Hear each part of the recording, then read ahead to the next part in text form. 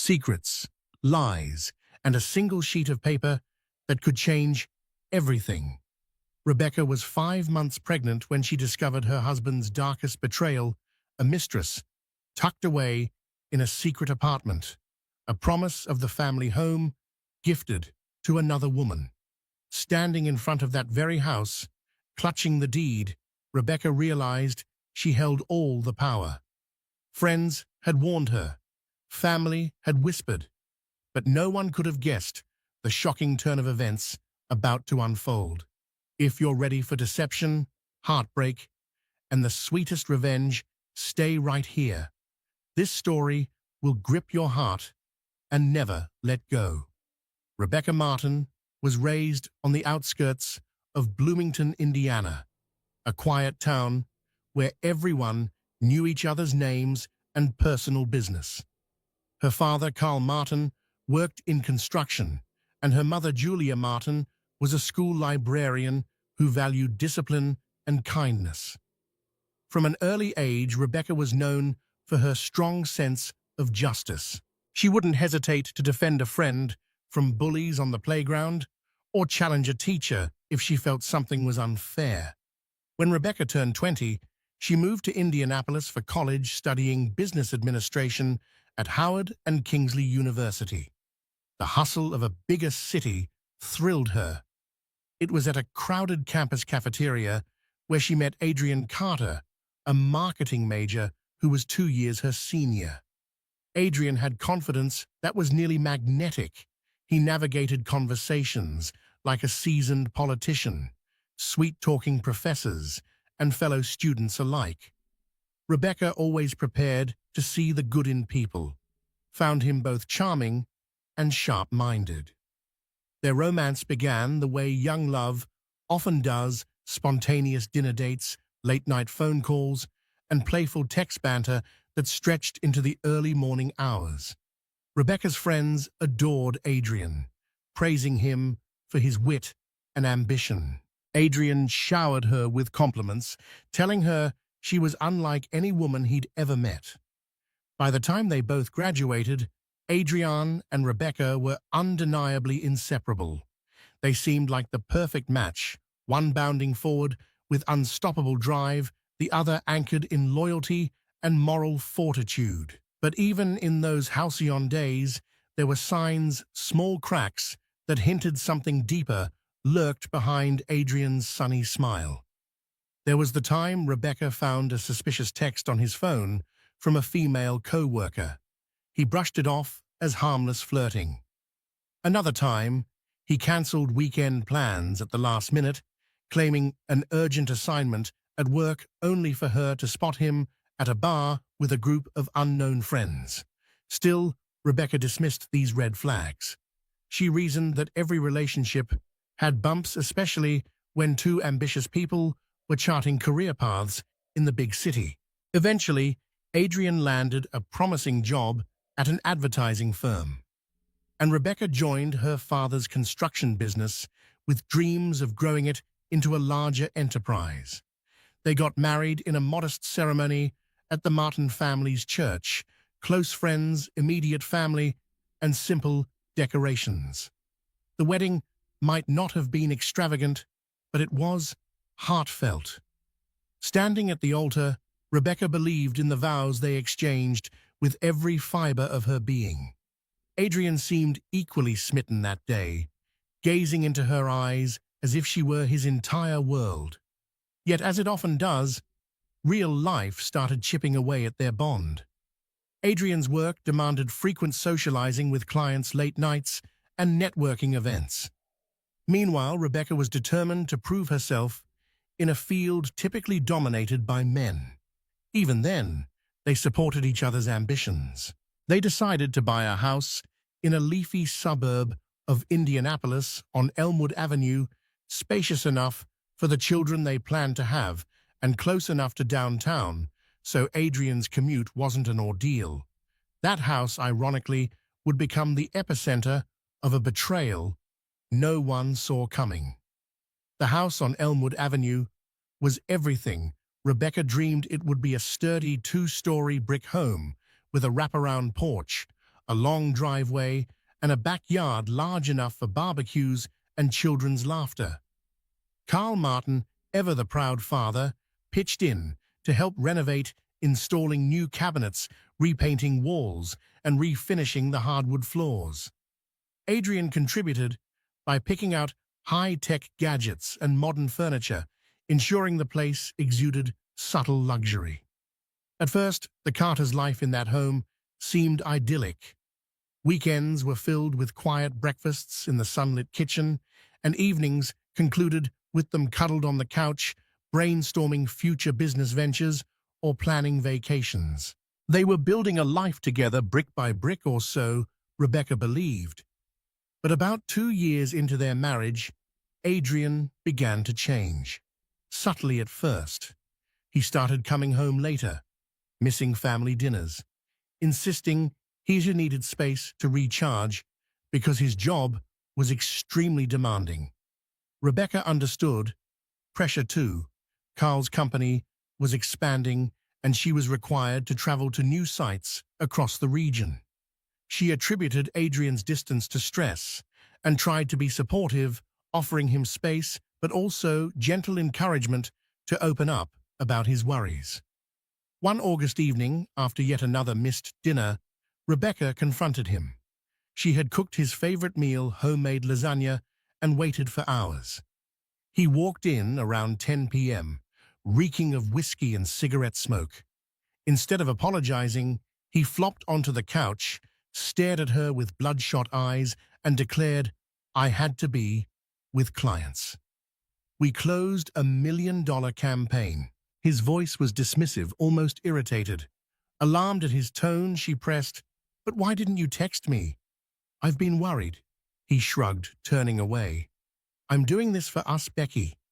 Can't you understand that in that moment the closeness they once shared felt distant, as though someone had erected an invisible wall between them?" Uncomfortable, worried, and a little angry, Rebecca backed off.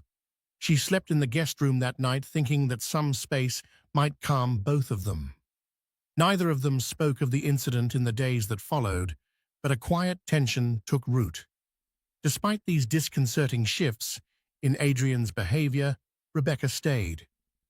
She believed in marriage vows, believed that the man she married was still somewhere in there, buried beneath stress and ambition. She never imagined that behind her back, Adrian was kindling a fire with another woman, one that would threaten the very foundation of their life. Elena Thompson was younger than Rebecca by a few years. She was a fledgling graphic designer who joined Adrian's advertising firm 6 months earlier. Tall, with dark hair styled in a chic bob, she possessed the confidence of someone used to turning heads. Rumor had it she grew up in a wealthy family in Chicago, though no one at the firm knew much about her personal life. She'd appear at office gatherings in designer dresses and million-watt smiles, mesmerizing men and women alike with her casual charm and artistic flair. For Adrian, Elena was a temptation too alluring to resist. She laughed at his jokes, praised his marketing brilliance, and flaunted her artistic talents in a way that made him feel like a visionary. Over weeks of late-night project sessions and frequent after-work drinks, a spark ignited between them. Elena found Adrian captivating. He was older, more experienced, with a steady financial footing that her freelance gigs had never provided. Adrian, restless in his marriage, began to see Elena as a refreshing alternative to the responsibilities and constraints at home. Their affair started in small ways, subtle touches, longing glances, text messages that escalated from purely professional to undeniably intimate. Elena liked to say, "I see the real you," a phrase that became a seductive promise Adrian couldn't ignore. He began making excuses for not coming home, something that became easier once Rebecca started traveling more for her father's company. Soon, he was practically living a double life, the successful ad man at home with a devoted wife and the charming boyfriend, to a bright young designer in a trendy downtown loft. Rebecca started noticing inconsistencies in Adrian's stories. He'd claimed to be at a company retreat in Cincinnati, but a co-worker mentioned to her in passing that the retreat had been cancelled.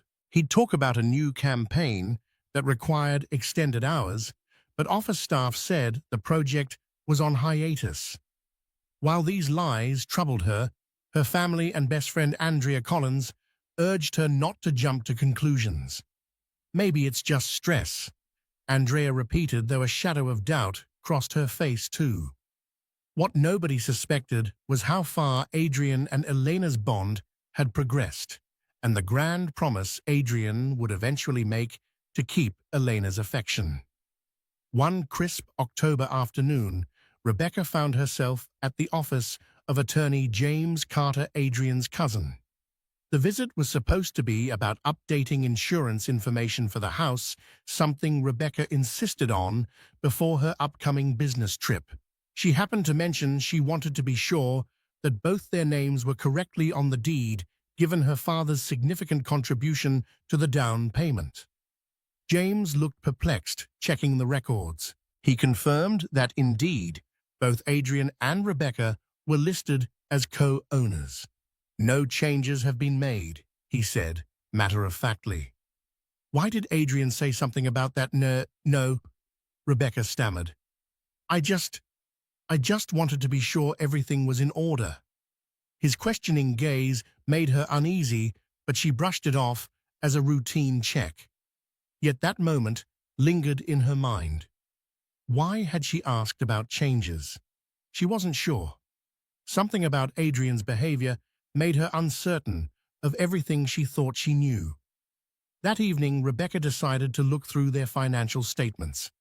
She noticed unusual withdrawals, thousands of dollars gone, with cryptic notations about consulting fees. As she dug deeper, she found monthly payments to an apartment complex in downtown Indianapolis, far from their suburb. Suspicion flared in her mind, but her heart clung to a desperate hope that there was a simple explanation. It was the first time she realized she needed tangible proof of what was really going on. She started collecting bits of evidence: dates Adrian claimed to be out of town, questionable receipts for late-night dinners, and references to unknown individuals in text messages. Her initial impulse was to confront Adrian immediately, but she hesitated. She'd grown up believing in giving people the benefit of the doubt.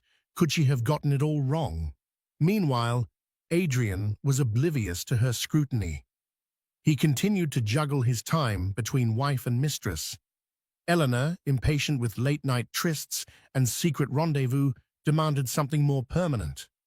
"I'm tired of being just the other woman," she confessed one night, tears glistening in her eyes.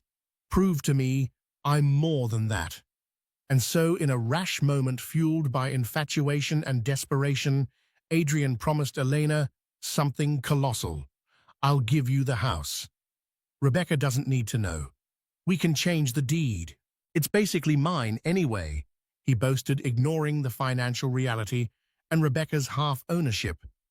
For Elena, such a declaration was intoxicating proof of his commitment. For Adrian, it was the first step onto a treacherous path he had no idea how to navigate. While Adrian's betrayal brewed in secrecy, Rebecca was dealt another life-changing surprise. She discovered she was pregnant.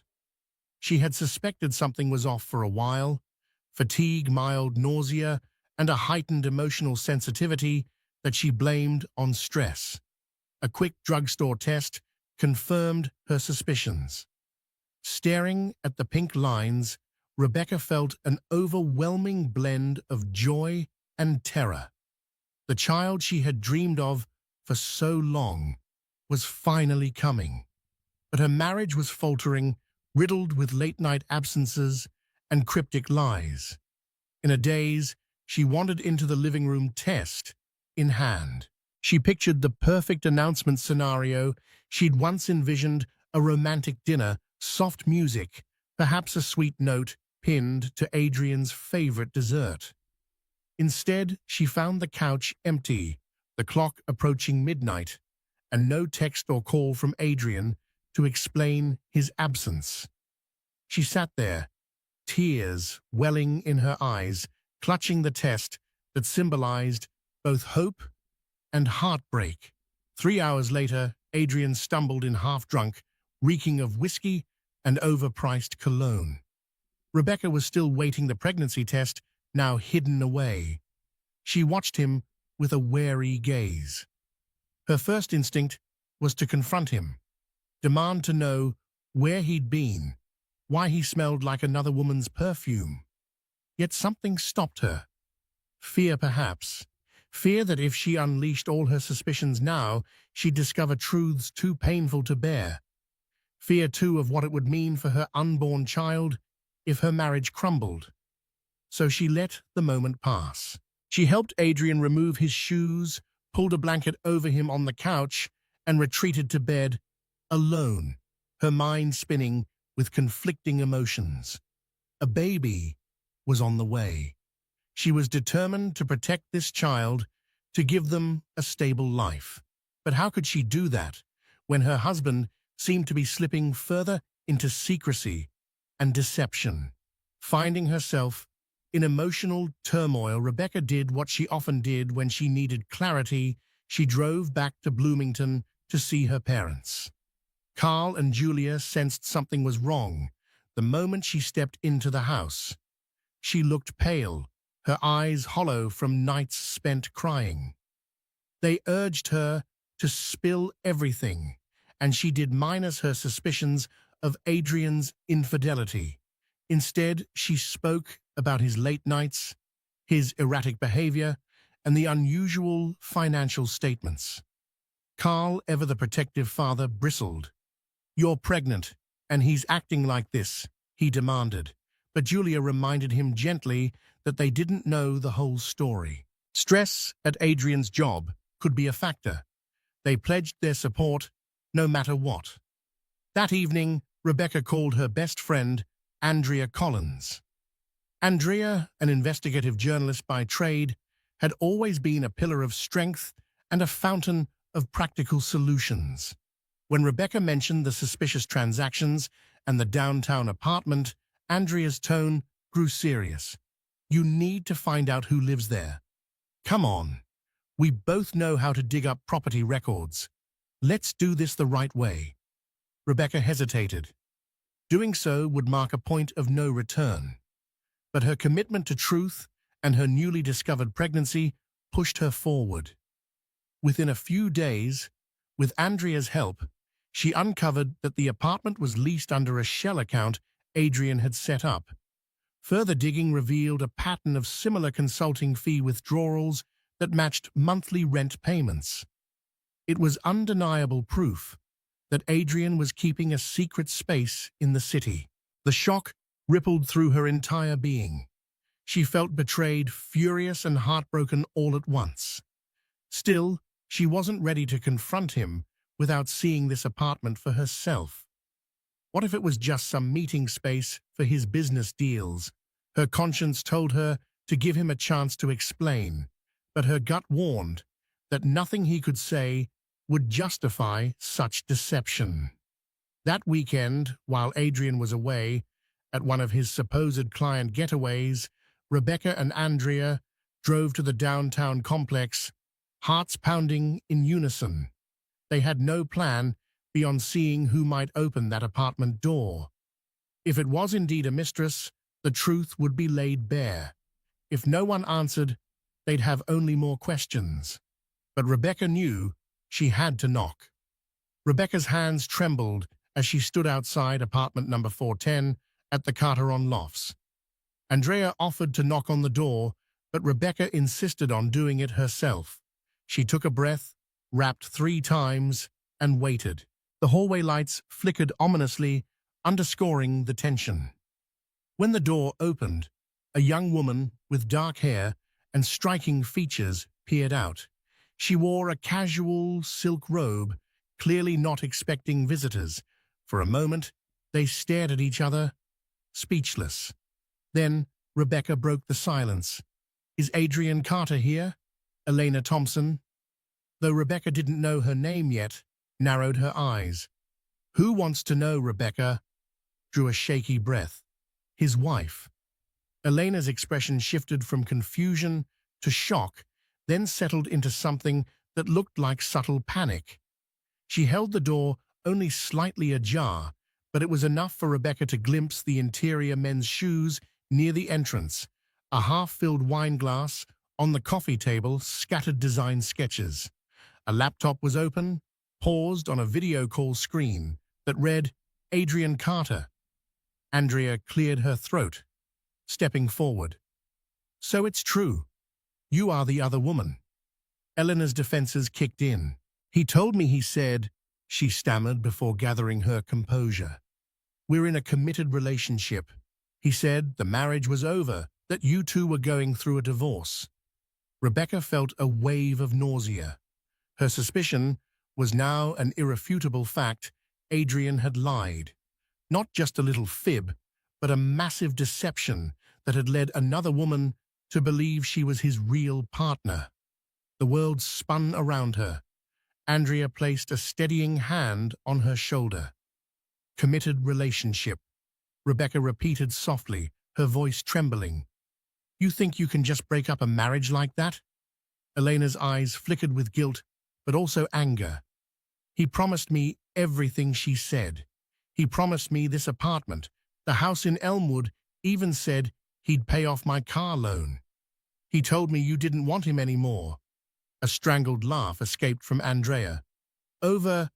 He's been living with my friend, his pregnant wife, this entire time." Elena's mouth fell open. "Pregnant? That's a lie. He never said anything about a baby." Rebecca staggered back, swallowing her tears. Without another word, she turned away and walked briskly back to the elevator. Andrea followed, throwing one last glare at Elena before the door closed. Inside the elevator, Rebecca's composure gave way to sobs that echoed off the steel walls. Andrea, tears glistening in her own eyes, wrapped her arms around her friend in a fierce hug. They drove home in silence, the city lights blurring, as tears streamed down Rebecca's face. That night, she barely slept, cradling her belly while her mind raced with plans, regrets, and heartbreak. She didn't want this child, born into a broken family. But what choice did she have now?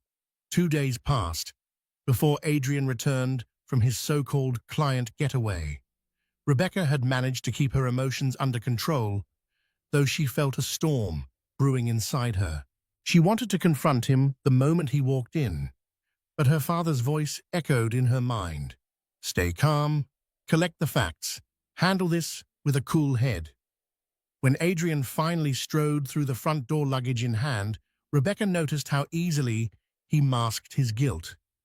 He greeted her with a forced smile, tried to kiss her cheek, but she pulled away. "We need to talk," she said, her tone flat.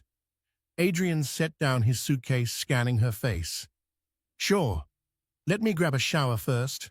"No," she interrupted. "Now." They went into the living room. Rebecca drew in a long breath. "I know about the downtown apartment. I've met the woman, Elena Thompson. She told me everything." Adrian's face lost its color. For a moment, he looked like a cornered animal, searching for an escape. Then came the flurry of excuses. "It's not what you think. I was just helping her with some bills. She's an employee in need." "I never meant stop lying," Rebecca said, her voice dangerously calm. "I've seen the apartment. I've talked to Elena. She said you promised her the house. Our house." He looked as though he might faint. His mouth opened and closed, words failing him. Then a surge of anger replaced his panic. "Do you have any idea how stressful my job is? I just needed an escape. She listened to me. She admired me. Something you stopped doing long ago." Rebecca shook her head, tears threatening to spill. "I've done nothing but support you. I changed my entire life to be with you." I had your back every step of the way. And now, she paused, taking a trembling breath. I'm pregnant, Adrian. His eyes widened, and for a second genuine shock, or maybe guilt, flickered across his face. Pregnant? Why didn't you tell me? She laughed bitterly. Because you were too busy with your mistress to notice anything. A suffocating silence settled over them. Finally, Adrian mumbled, You don't understand. I never thought you'd find out. Rebecca cut him off, rage exploding. You never thought, that's the point. You didn't think about me or our child. You were so selfish, you risked everything we built for a fling. His voice rose, desperation creeping in. She's more than a fling. I love her. I love you too, but it's complicated. Rebecca felt her stomach churn at the audacity. Stop. I don't want to hear about your love for anyone. You promised her our house, Adrian. That's unforgivable. He sank into the couch, burying his face in his hands. I messed up. I'll fix it. Rebecca looked at him, a coldness settling in her chest. She was done. There was no saving this. There is no fixing this, she said softly. Get out. The day after the confrontation, Rebecca contacted James Carter again, explaining the situation in tears. James, having heard rumors, but never receiving full confirmation, was stunned. He offered to represent her interests pro bono, wanting to distance himself from his cousin's transgressions. Their biggest concern was the house on Elmwood Avenue. Adrian's brazen promise to Elena might have no legal standing after all the deed was jointly held by Adrian and Rebecca. But a cunning move from Adrian could complicate the matter. James advised that they take immediate steps to secure full ownership in a way that protected Rebecca and her unborn child. The tricky part was that the house was purchased jointly and the law wouldn't simply hand it to Rebecca without some negotiation or legal basis. However, there was one advantage: Carl Martin's substantial financial contribution and the documented arrangement that in the event of marital misconduct, Rebecca could assume sole possession. This was something Carl insisted on including at the time of purchase, foreseeing that marital strife could affect property ownership. Adrian had naively signed those papers, likely too distracted by excitement over the new home to read the fine print carefully. With James's help, Rebecca initiated a swift legal process. She filed for divorce on grounds of infidelity and presented the evidence of Adrian's affair, including financial statements showing he had used marital assets to maintain his mistress's lifestyle. The final stroke was the marital misconduct clause that could grant her sole ownership of the property if proven. James was confident they had a strong case. Adrian, blindsided by Rebecca's legal blitz, attempted a few half-hearted reconciliations. He sent text messages, leaving voicemails late at night, apologizing and claiming he wanted to make things right. But his pleas rang hollow. Rebecca had seen the truth too clearly. Elena, meanwhile, discovered the precariousness of her position. The illusions Adrian had spun, promising her a life of comfort, property in her name, were unraveling like cheap thread. She didn't know what to believe anymore, and for the first time, she questioned whether Adrian had used her just as he'd used so many others before. The legal proceedings started off tensely. During the preliminary hearings, Adrian's lawyer attempted to argue that the house was equal property and that no formal transfer could happen without both parties' agreement. But James Carter calmly presented the ironclad clause, specifying that in cases of marital infidelity, the innocent spouse, Rebecca, had the right to assume full ownership if certain conditions were met. Adrian tried to protest that emotional neglect and marital breakdown had led him astray.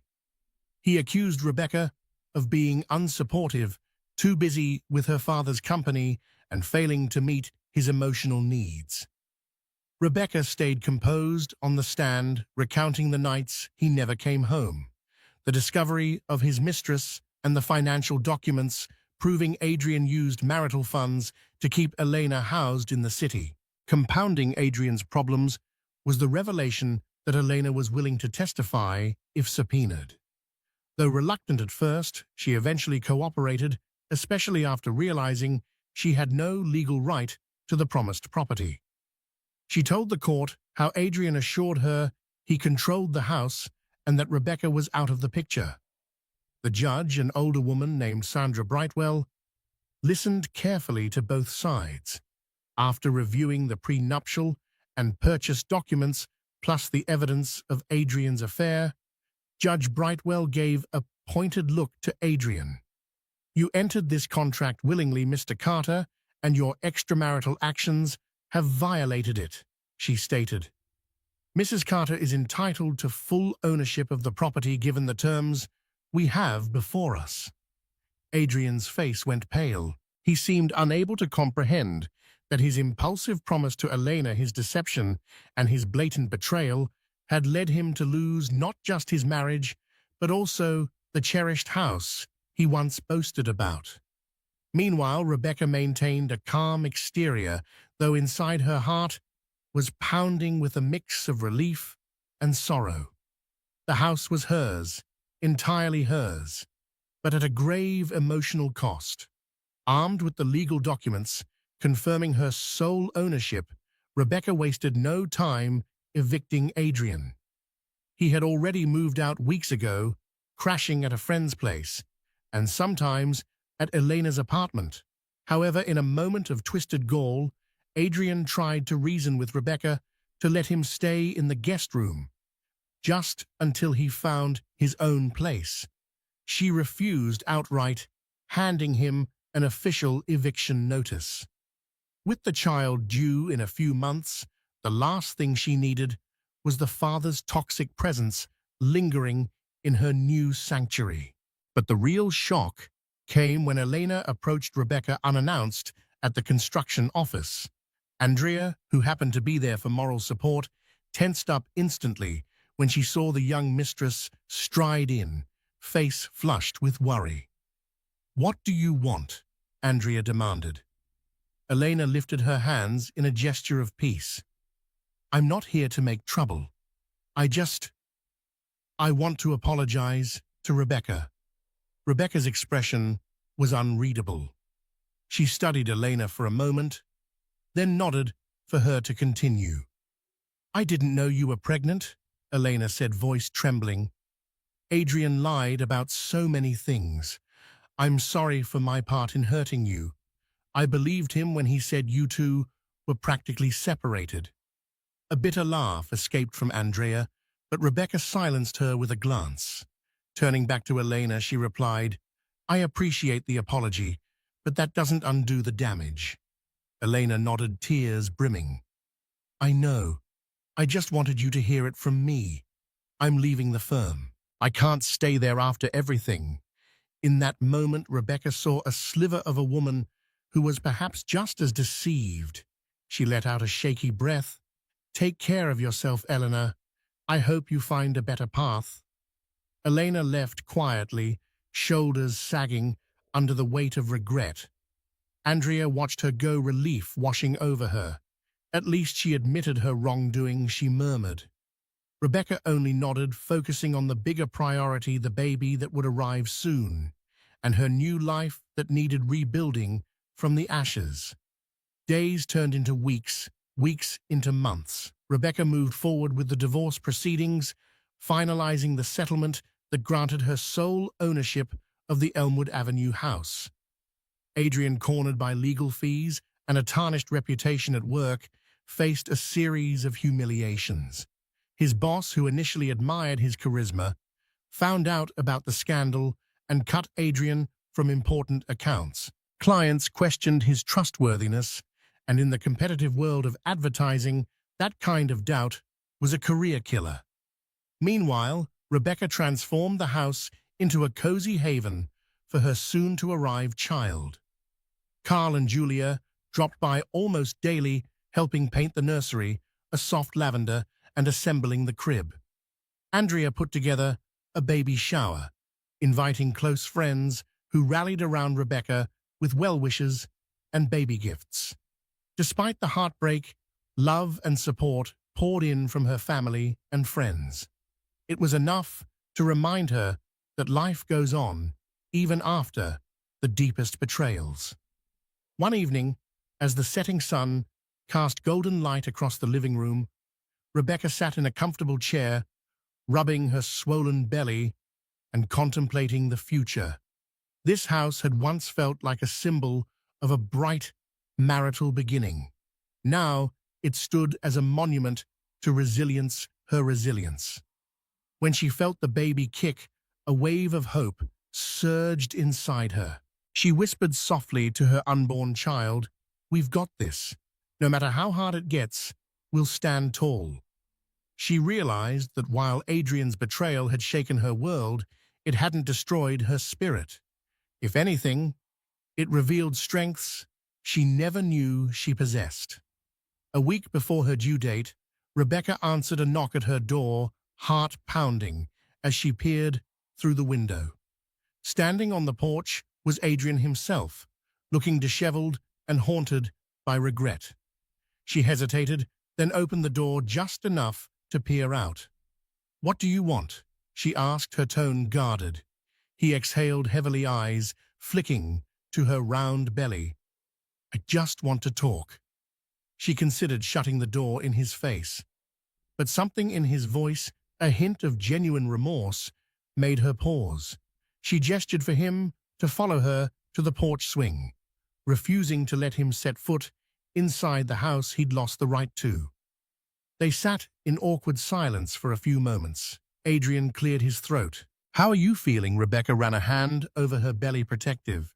"As well as can be expected." He nodded, swallowing hard. "I'm sorry, Becky. I know I can never fix what I did. I want to be a part of the baby's life." She studied him, recalling the nights she spent sobbing alone, wondering how he could leave her for Elena. "You lost the right to dictate how things go when you decided to cheat," she said, a tinge of anger creeping into her voice. "But you are the baby's father.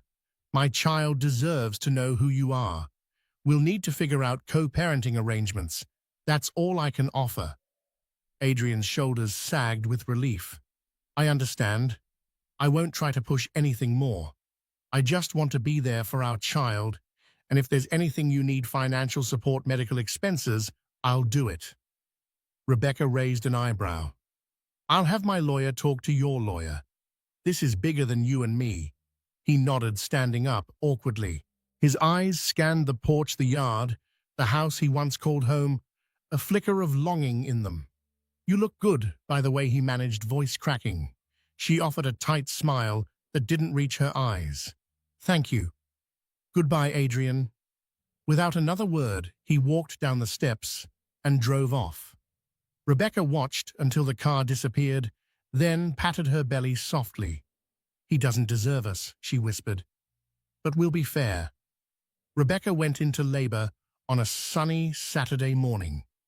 Carl and Julia rushed her to the hospital, while Andrea frantically gathered Rebecca's overnight bag. The contractions were fierce and unrelenting, but amidst the pain, Rebecca felt an unshakable courage. She was about to meet the child who had become her beacon of hope. Over the next 12 hours, she endured the grueling process of labor. At one point, through ragged breaths, she noticed Adrian standing in the hospital hallway, anxiety etched into his face. James Carter must have informed him of her labor, she thought. He paced back and forth, clearly unsure if he was welcome. Carl glared at him from across the corridor, protective as ever. Rebecca's screams echoed down the hallway, and finally, after a final push, the baby's cries rang out, a healthy baby girl. Tears streamed down Rebecca's cheeks as the nurse placed the tiny bundle in her arms. She named her Olivia Grace Carter, determined to keep the father's surname for now, if only to avoid legal complications. The moment she looked into Olivia's bright eyes, she forgot every pain, every heartbreak. This was love, pure and untainted. An hour later, when the dust settled and the room cleared, Adrian peeked in, tentatively. Rebecca, exhausted but glowing, nodded to the nurse. She allowed him a moment with his daughter. He inched forward, tears welling in his eyes as he gently stroked Olivia's cheek. "She's perfect," he whispered. "Thank you." Rebecca nodded, her voice soft. "We'll discuss visitation, but please keep it peaceful for her sake." Adrian agreed, stepping back, reluctantly. Watching him leave, Rebecca felt a tinge of sadness for what they once had, but she also felt a new, unbreakable resolve. Her life belonged to her, and now to Olivia. That gave her all the motivation she needed to forge a new path, free from deceit. As the weeks turned into months, Rebecca adapted to motherhood with unwavering determination. Olivia thrived, surrounded by the love of her mother-grandparents and Auntie Andrea. Even James Carter became a frequent visitor, doting on his niece and offering legal advice whenever new issues surfaced. Adrian had supervised visitation rights, but his time with Olivia was sporadic at best. He claimed work emergencies or scheduling conflicts. More than once, Rebecca found herself alone in the living room, Olivia cooing in her arms, as Adrian texted last-minute cancellations. It quickly became apparent that fatherhood was not going to magically transform him into a responsible, reliable figure in their daughter's life. Then came news that Elena Thompson had left town, heading back to Chicago to start over. Word got around that she'd parted ways with Adrian for good. The scandal at the ad firm had tarnished her reputation as well, but she was talented enough to find freelance work back home. Some part of Rebecca felt relieved for Elena. She was young. She had time to turn her life around. Meanwhile, Carl Martin surprised Rebecca by offering her a co-ownership stake in his construction company. "You've always worked hard, and you deserve it," he said, hugging her tight. "Use the experience to build something for you and Olivia." Emboldened by motherhood and her father's faith in her abilities, Rebecca leapt into the opportunity. She rebranded the company, added new services, and even started a charitable program that refurbished homes for veterans. It was her way of channeling pain into productivity, her heartbreak into hope. But the biggest twist came when a local news outlet got wind of the entire saga, the city's rising advertising star who promised his family home to his mistress only to lose it all in court. A friend of Andrea's pitched the story as a cautionary tale of betrayal, perseverance, and women's empowerment. They interviewed Rebecca, whose father was well known in construction, and the piece went viral. Her transformation from scorned wife to confident business owner captured the public's imagination. Suddenly, she was receiving invitations to speak at women's empowerment panels, to share her story of resilience and triumph. The swirl of publicity was dizzying, but it also solidified one thing: Rebecca's darkest hour had given birth to her brightest destiny.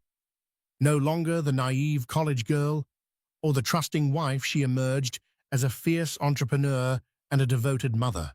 And through it all, the house on Elmwood Avenue stood as a testament to what she had overcome. It was a crisp autumn afternoon when Adrian, emboldened by a few drinks, decided to barge into the Elmwood house. He parked haphazardly, marched up the porch steps, and hammered on the door. Cradling Olivia in her arms, Rebecca cautiously answered. The moment she saw his glassy eyes, she knew trouble was brewing. "What are you doing here?" she asked, voice firm. He staggered slightly, eyes filled with a storm of emotions. "I want to see my daughter," he slurred. "And I have a right to this house too. We built it together." Rebecca's jaw tightened. She handed Olivia to Andrea, who hovered protectively nearby. Then she reached into a folder on a nearby table and pulled out the official deed, displaying her sole ownership, stamped and signed by the court. "You see this?" she said, voice unwavering. "This is the deed to the house. My house. You lost all rights when you cheated. Now leave." Adrian's gaze darted from the legal document to Rebecca's eyes. For a moment, he seemed to sober up. He stepped back, a hollow laugh escaping him. The final blow had landed. No more illusions, no more manipulations. In that instant, reality settled over him like a heavy fog. Without further protest, he turned and stumbled down the porch steps. Rebecca shut the door, leaning against it, heart pounding. Across the room, Andrea cradled Olivia. Their eyes met in shared relief. It was done. It was finally, unequivocally done. In the months that followed, Rebecca focused on raising Olivia and expanding her father's company, now partly her own. She rarely heard from Adrian, except for the occasional text about child support or scheduling visits he seldom kept. Life was simpler without the constant churn of betrayal. The house on Elmwood Avenue felt lighter, more welcoming, as if it too had shed the weight of Adrian's deceit. And yet a part of her still wrestled with forgiveness. Not for Adrian's sake, he'd lost that privilege, but for her own. She attended therapy sessions to help process the trauma. She learned that holding on to anger was like clinging to a burning coal. It hurt her more than anyone else. One chilly December evening, as she rocked Olivia to sleep in the nursery, she whispered, "I forgive him. Not because he deserves it, but because I deserve peace." She repeated it, letting the words wash over her tears, slipping down her cheeks, in a gentle release of old pain. That night, she slept better than she had in ages. In the soft glow of a nightlight shaped like a crescent moon, mother and child rested in peaceful slumber. With the divorce final and the drama mostly behind her, Rebecca found new joy in hosting gatherings at the Elmwood house. Andrea would come by with groceries for potluck dinners, and Carl and Julia frequently stopped in doting on their granddaughter with a grandparent's unconditional love. Laughter filled the walls once tainted by secrets. Every so often, Rebecca would catch a glimpse of the ring she used to wear on her left hand, tucked away in a jewelry box. She debated what to do with it, pawn it, melt it, throw it in the trash, but eventually she decided to keep it as a reminder of lessons learned.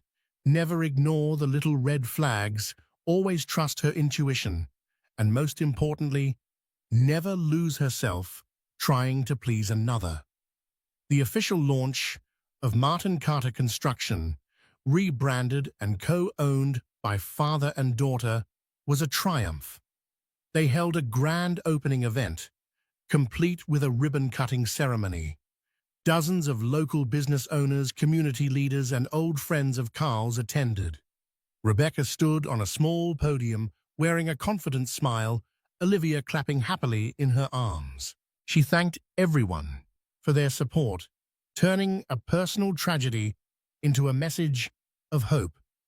"We can't always choose the challenges life gives us," she said, voice clear and resonant, "but we can choose how we rise to meet them." Applause thundered across the gathering. As she stepped down, Andrea gave her a high five, beaming. "You did it, girl, and it's only the beginning." A year passed. Olivia took her first steps wobbly and uncertain across the living room floor. Rebecca, Carl, and Julia cheered, tears of joy in their eyes. The messy tapestry of the past began to fade into memory. The once gaping wound of betrayal had gradually healed leaving a scar that reminded Rebecca of her inner strength. She went on a few dates here and there, hesitant about jumping into another serious relationship. While she enjoyed the companionship, her priority was Olivia's well-being and the continued growth of Martin Carter Construction. Sometimes she wondered if she was capable of trusting again, but her therapist and her own intuition reassured her healing wasn't a sprint. It was a journey. Every so often she'd hear news about Adrian, mostly rumors. He left the ad firm, hopped between lesser agencies, and was rumored to have an on-and-off fling with someone else. He occasionally reached out to see Olivia, but his visits remained inconsistent. Rebecca set firm boundaries, refusing to let him disrupt the safe environment she had created for their daughter. He provided financial support under court order, but fatherhood clearly wasn't his forte. Yet in the quiet nights when Olivia slept soundly, Rebecca sometimes gazed at old photos from happier times. She allowed herself a twinge of sadness for what could have been. But she never lingered on the regret too long. Life, she realized, moves forward, whether we want it to or not, and so must she. One sunny afternoon, Rebecca found herself sipping iced tea on the porch, watching Olivia play with colorful blocks on the lawn. The same porch where Adrian once tried to reassert his non-existent claim over the house. The air was crisp leaves rustling in a gentle breeze. A sense of gratitude settled over her. She had faced betrayal, heartbreak, and humiliation. Yet here she stood, thriving, successful, and blessed with a beautiful daughter. That house which Adrian had so arrogantly promised to another woman now belonged to Rebecca alone, both legally and emotionally. It was her home, a place of warmth and second chances. As the sun dipped lower, casting long shadows across the yard, Andrea arrived, carrying a fresh bouquet of wildflowers.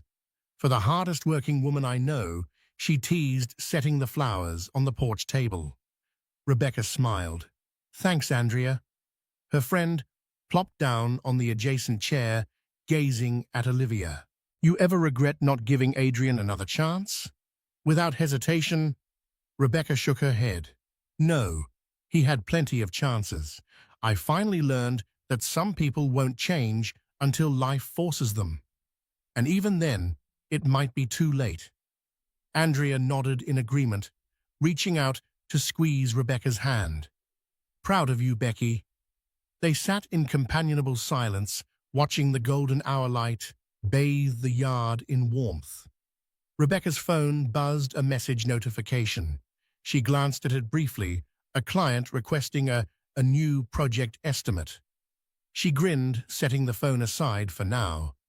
Work could wait until after she soaked up this peaceful moment with her best friend and her child. In the hush that followed, she listened to Olivia's playful giggles, the soft rustle of the breeze, and felt the steady rhythm of her own heart. It beat with a profound sense of contentment. She'd come a long way from that frightened pregnant wife left in the shadows of deceit. Now she was a woman in full command of her destiny. Looking back on her journey, Rebecca acknowledged how crucial each step was in shaping her future. She'd learned to stand up for herself, to rely on the unwavering support of true friends and family, and to never let her worth be defined by someone else's inability to remain faithful. She decided to pen a short journal intended for Olivia when she was older. In neat handwriting, she documented the struggles, the heartbreak, and the ultimate triumph. She wrote how sometimes the darkest moments can unveil the brightest strengths, how a single piece of paper, the deed in her hand, symbolized more than property. It represented the end of an old life and the dawn of a new one. With each page, she poured wisdom, warning her daughter about red flags in relationships, but also encouraging her to keep an open heart. She concluded with a promise, "I will always choose what's best for you and me, even if it's the hardest thing I've ever done." Because true love starts with loving oneself. She sealed the journal in a safe place, making a mental note to give it to Olivia on her 18th birthday. Perhaps by then the details of this saga would feel like ancient history, but the lessons she hoped would remain as timeless as ever. A few days after completing her journal entry, Rebecca stood in front of a modest crowd at a local women's shelter. She'd been invited to speak about resilience and owning one's power. With Olivia at home, with Grandma Julia, Rebecca addressed the audience. "I was once someone who believed wholeheartedly in someone who didn't deserve my trust. I lost my sense of self-worth in the process, but life taught me that heartbreak can be transformed into a stepping stone if we let it. No one can take away your dignity or your future unless you give them that power. Remember, you are stronger than you know." The applause was thunderous. After the talk, a few women approached, some teary-eyed, thanking her for sharing such a personal story. One young mother confided that she was going through a similar situation, abandoned by a cheating partner while pregnant. Hearing Rebecca's journey gave her hope. That night, as she drove back to Elmwood Avenue, she felt a sense of fulfillment. She realized her story wasn't just her own. It resonated with others who had faced betrayal and wondered if they could ever stand again. Her victory wasn't just the house or the successful business, it was discovering that she could transform pain into purpose. 5 years later, the house on Elmwood Avenue was filled with echoes of a vibrant life. Olivia, now a spirited child with curly hair and an infectious laugh, darted through the living room, playing hide-and-seek with Grandpa Carl. Construction projects for Martin Carter soared, and Rebecca had grown into a well-regarded figure in the community. She occasionally heard about Adrian bits and pieces. He'd moved to another state, remarried, perhaps. Rebecca felt no bitterness about it anymore. She only prayed he'd be a better partner to his new spouse than he had been to her. Life had its way of teaching lessons. Rebecca also began dating again with measured caution. She enjoyed companionship, but made it clear she had zero tolerance for dishonesty. If someone showed signs of duplicity, she'd walk away without hesitation. She refused to let the ghosts of her past overshadow the possibilities of her future. The real treasure was the unbreakable bond she shared with Olivia. Each night, she tucked her daughter in with a story, sometimes reading from fairy tales, other times recounting comedic anecdotes from their daily adventures. Their home was a safe haven brimming with unconditional love, and that Rebecca believed was the greatest victory of all. One breezy summer evening, the neighbors gathered for a barbecue in Rebecca's backyard. Andrea showed up with her new fiancé, and James Carter came with a date, both couples beaming. Carl manned the grill flipping burgers with paternal pride, while Julia passed around potato salad. Kids ran amok, laughter filling the air. The Elmwood Avenue house resonated with joy, a far cry from the tense silence of the past. As twilight descended and string lights glowed overhead, the group sat around a makeshift fire pit. Someone started telling ghost stories, and giggles mixed with mock terror. Rebecca gazed around at the familiar faces, each person who had stood by her when her world nearly collapsed. She realized that the house, once overshadowed by Adrian's deceit, was now redeemed by countless acts of love and support. Toward the end of the evening, Andrea proposed a toast. Everyone raised their cups. To Rebecca, Andrea began, "For reminding us that sometimes the most devastating storms yield the most beautiful rainbows, and to never losing sight of who we are, no matter what tries to break us. Tears shimmered in Rebecca's eyes as she lifted her cup. And to all of you, my family, my friends, thank you for believing in me even when I struggled to believe in myself. They clinked cups in the golden glow of the firelight, sealed by friendship, trust, and a shared acknowledgement of how far they had all come together. Long after the barbecue ended, Rebecca and Olivia snuggled on the porch swing, gazing up at the stars. A gentle breeze rustled the leaves of the old oak tree. Olivia yawned, her little head leaning against her mother's shoulder. "Mommy," she asked in a drowsy voice, "why do we live in this big house?" Rebecca smiled, planting a soft kiss on her daughter's curls. "Because it's ours, sweetheart. A special place that Grandpa and I fixed up so you can grow up safe and happy." Satisfied with the answer, Olivia soon drifted off to sleep. Rebecca remained, rocking gently, letting her thoughts wander. A bittersweet warmth enveloped her. The journey had been long and painful, but the destination was worth every tear. She held her daughter closer, inhaling the fresh night air. This was her life now, a life built on hard truths, unwavering love, and the undeniable strength that rose from the ashes of betrayal. And for Rebecca Martin Carter, that was more than enough. Standing victorious on the porch, where heartbreak once tried to take root, Rebecca found power in her resilience. She turned betrayal into lessons learned, forging a life filled with love, purpose, and unwavering hope for the future. Now she helps others discover their own hidden strengths, reminding them that a single piece of paper like a deed can symbolize not just property, but freedom from lies and a promise of better days. If Rebecca's journey moved you, please remember to like, share, and subscribe to this channel. Share this story with friends who need a powerful reminder that they too can overcome life's toughest battles. By hitting the subscribe button and turning on notifications, you'll be first to know when new inspiring stories and helpful advice videos drop. Your support makes it possible for us to keep shining light on journeys of resilience and hope. Together, let's keep writing our own chapters of victory.